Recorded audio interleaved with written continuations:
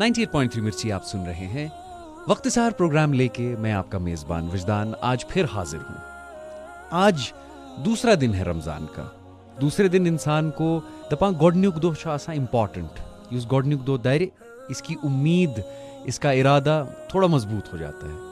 لیکن ارادہ اور امید کس طرح سے مضبوط ہوگا؟ یہ تبھی مضبوط ہوگا جب ہمیں اس ماہ مبارک کا مطلب پتہ ہوگا. ہمیں جب یہ پتہ ہوگی کہ یہ کیا رحمتیں لے کے آتا ہے یہ مہینہ, تب جا کے ہم بھی, وہ کہتے ہیں نا, رج کے روزہ رکھیں گے. ہم بھی دل سے خشوع خضوع سے روزہ رکھیں گے. تو رحمت جاننا بڑی ضروری ہے اس رمضان کے مہینے کی. میرے ساتھ مفتی عمر امین الہی صاحب ہیں. وقت سحر پروگرامس پہ مفتی صاحب آسان تو مفتی صاحب سے پن قیمتی وقت اس دیوان. میں سمجھتا ہوں میں بڑا خوش نصیب ہوں کہ مجھے ان کے ساتھ وقت ملتا ہے. مفتی صاحب السلام علیکم. وعلیکم السلام ورحمۃ اللہ وبرکاتہ. مفتی صاحب, رحمت رمضان کیا رحمتیں لے کے آتا ہے یہ مہینہ؟ بسم اللہ الرحمن الرحیم. الحمد للہ وحدہ والصلاۃ والسلام علی من لا نبی بعدہ. دیکھیے وجدان صاحب, کل کا پروگرام اللہ کا فضل ہوا, اللہ کا کرم ہوا, پروگرام بھی ہو گیا اور ایک روزہ الحمدللہ مکمل بھی ہو گیا. بے شک. اب جنہوں نے بہت دنوں کے بعد روزے رکھے ہیں ان کو لگا ہوگا تھوڑا سا پیاز بھی ہے, آج سردی, آج گرمی ہے زیادہ, تو اس لیے تھوڑی سی پیاز بھی لگی ہوگی. لیکن انہوں نے کس لیے برداشت کی؟ اللہ کے لیے برداشت کی. بے شک. اللہ کے لیے برداشت کی. اللہ تعالیٰ فرماتے ہیں, حدیث قدسی ہے. حدیث قدسی کا مطلب رسول اللہ صلی اللہ علیہ وسلم اپنے ورڈز میں اللہ کا فرمان فرما رہے ہیں. کیا؟ الصوم لی وانا اجزی بہ. روزہ میرے لیے میرے بندے نے رکھا, اس کا اجر میں ہی خود دوں گا. اور ایک حدیث میں ہے الصوم لی وانا اجزا بہ. روزہ میرے لیے رکھا, میں ہی خود اس کی جزا ہوں, میں خود اس کی جزا ہوں. سبحان اللہ. تو آپ جب روزہ رکھتے ہیں تو روزہ رکھنے سے کیا ہوتا ہے؟ اللہ تبارک و تعالیٰ آپ کے اوپر اپنے فضل, اپنی عنایت, اپنی رحمت نازل فرماتے ہیں. ایک حدیث پاک میں ہے کہ افطاری کے وقت, آپ جب افطار کرتے ہیں, افطاری کے وقت اللہ تبارک و تعالیٰ کی طرف سے خصوصی رحمتوں کا نزول ہوتا ہے, خصوصی رحمتوں. اور اللہ تعالیٰ لاتعداد لوگوں کی بس مغفرت اسی وقت کرتے ہیں. آپ روزہ رکھ کے خضر یا یتھے کن تریش دام سو آسان تو ٲسس من نِنٕے, اللہ تعالیٰ چھِ آسان مغفرت کرو. سبحان اللہ. اللہ تعالیٰ چھِ مغفرت آسان کرو. تو یہ مغفرت کا مہینہ ہے, رحمتوں کا مہینہ ہے.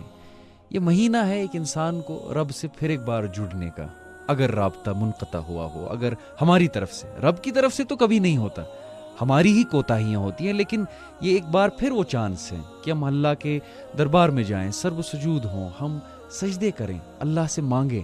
وہ کون سی چیز ہے جو اللہ نہیں دے گا؟ اللہ کا وعدہ ہے کہ سو پنس بندس بخشان, بخشش مانگیں, آپ کی جو ضرورت ہے وہ مانگیں اور اللہ سے ہی مانگیں. اور یہ وہ مہینہ ہے جب ہم اللہ کے ساتھ جڑ سکتے ہیں.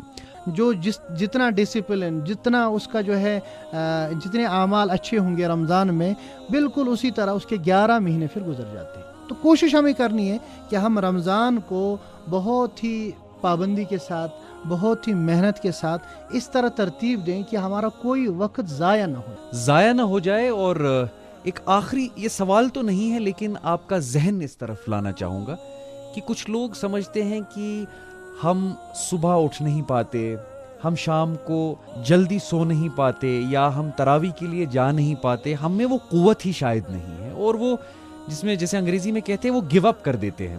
ایسے لوگوں کو کیا کرنا چاہیے رمضان میں؟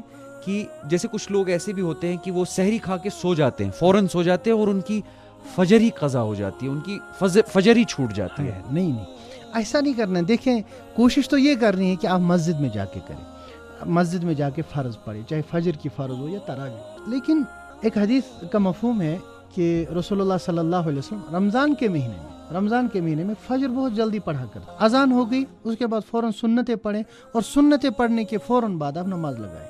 تو جو مسجدوں کے ذمہ دار ہیں ان کو بھی سوچنا چاہیے کہ ہم اذان سے لے کر نماز تک آدھا گھنٹہ یا پون گھنٹہ عام دنوں میں رکھتے, ان دنوں میں ہمیں صرف 10-15 منٹ رکھنے چاہیے, تاکہ انسان آ جائے اور فوراً اس کی نماز اور اس کے بعد سو جائے. البتہ اگر کوئی بندہ اتنا سست ہے, اتنا کاہل ہے کہ اٹھ ہی نہیں سکتا, وہ سوتے ہی کھا رہا ہے, تو اس کو یہ چاہیے کہ وہیں بیٹھے بیٹھے کم سے کم فرض پڑھے, اور فرض پڑھنے کے بعد سو جائے. اس کو جماعت کا ثواب تو نہیں ملے گا, لیکن فرض چھوڑنے کا گناہ بھی نہیں ملے گا, اس کو ثواب ملے گا. تو فرض کو بچانا اس صورت میں امپورٹنٹ بن جاتا ہے. ایک اور سوال جو رحمت رمضان کے حوالے سے میں پوچھنا چاہتا ہوں, بہت سارے لوگ ایسا کرتے ہیں, وہ لالچی بن جاتے ہیں. میں خود ایسا کرتا ہوں, اعتراف کروں گا ایسا کہ اگر ان کو کچھ ڈونیشن دینا ہو وہ انتظار کرتے ہیں کہ رمضان کب آئے.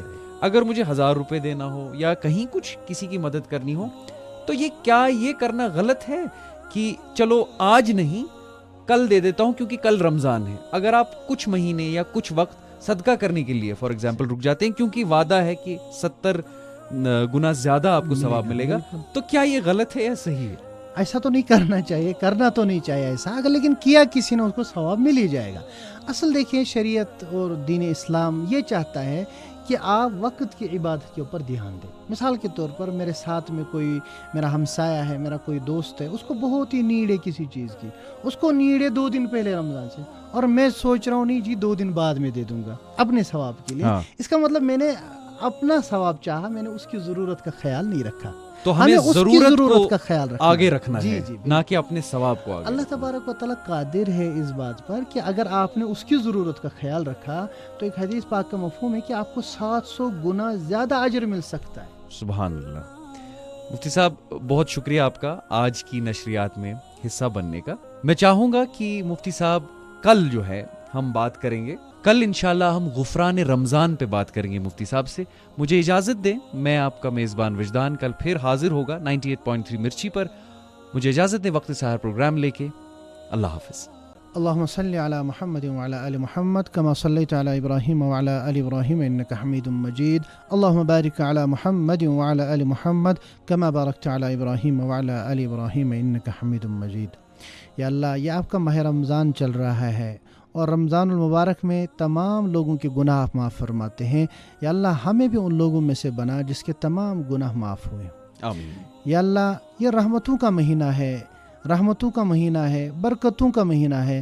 ربا ہمیں بھی اپنی خاص رحمت عنایت فرما. آمین. ربا برکتوں کا مہینہ ہے, اپنی خاص برکات ہمیں بھی عطا فرما. آمین. ربا تیرے فضل کا مہینہ ہے, اپنا فضل شامل حال فرما. آمین. ربا جن لوگوں کے روزے آپ کو پسند ہے, جن لوگوں کی تراویح آپ کو پسند ہے, جن لوگوں کے نفلیں آپ کو پسند ہے, جن کے صدقات آپ کو پسند ہے, ربا انہی لوگوں میں ہمارا بھی شمار فرما. آمین. ربا انہی لوگوں میں ہمارا بھی شمار فرما.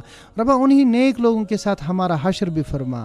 ربا انہی لوگوں میں ہمارا نام بھی لکھ دے. آمین. وآخر دعوانا ان الحمد للہ رب العالمین.